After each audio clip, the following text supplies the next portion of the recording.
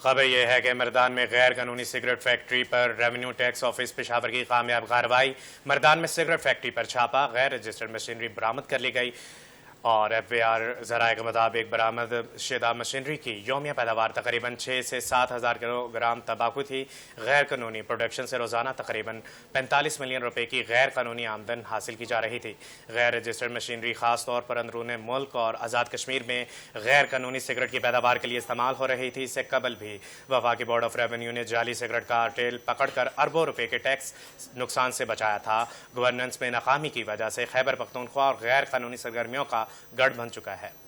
आपको अपडेट करते चले, खबर ये है कि मर्दान में गैर कानूनी सिगरेट फैक्ट्री पर रेवेन्यू टैक्स ऑफिस पेशावर के कामयाब कार्रवाई। मर्दान में सिगरेट फैक्ट्री पर छापा, गैर रजिस्टर्ड मशीनरी बरामद।